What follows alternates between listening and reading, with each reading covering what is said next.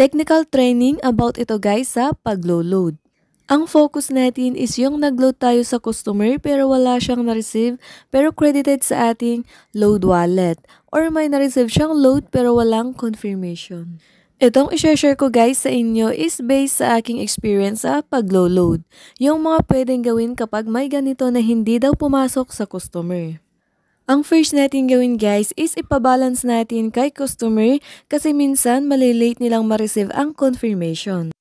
So sabihin natin sa kanila na dial *123 number kapag Smart, Talk and Text or Sun ang kanilang SIM, then hanapin ang balance. Kapag TM or Globe, dial *143 number, then hanapin ang balance.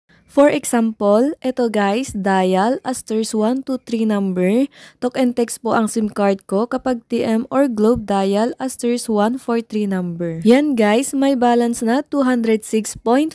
Ito guys is pag regular ang niload. Type 1, balance. Yan guys, may data, yung expiration, tas yung regular load. May marireceive din na SMS, yan guys, tiyan mo makikita kung may balance or wala. Paano naman kapag direct only na load tulad ng all data, giga, and others?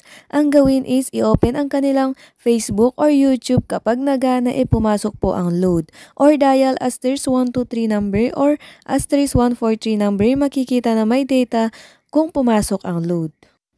Kapag direct na pang tawag at pang text, ipatry nyo guys na tumawag sila sa gusto nilang tawagan. Kapag pwede, pumasok po. Kapag na-balance natin guys, tas wala, ang next natin gawin is i-check ang mobile number ni customer kung yun ang naka-insert sa phone niya. Pwedeng i-check sa settings or sa SIM mismo. Nangyari na ito sa akin guys, ang nakasave sa phone number ni customer is my number, tas yun ang niloadan ko. Pagkatapos wala siyang na-receive, try namin i-balance pero wala. Try namin tumawag gamit ang kanyang phone hindi pwede. Nung chinek ko ang kanyang SIM iba po ang naka-insert. Kapag wala pa, ang next natin gawin guys is mag-refund na tayo para makita kung successful or hindi. For example, ito ang confirmation ni TPC sa niloadan natin. Copy itong trace number. Go to write message, type RF space trace number, then send to 8724. For example, type RF space 122233445, then send to 8724. After natin ma-send, magre-reply si TPC guys kung successful or hindi.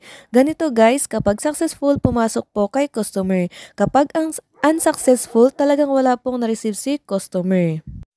Last guys is pwede nating tawagan ang hotline ni TPC, then sabihin natin ang ating concern. So guys, kailangan natin mabusisi or alerto kasi sa ngayon marami pong manloloko. Ilang beses po akong naloko nung bago pa lang ako. Kaya kailangan matuto, umattend sa mga trainings ni TPC or manood ng mga ganitong tutorial. Pwede din kayong magpaturo sa mga upline nyo.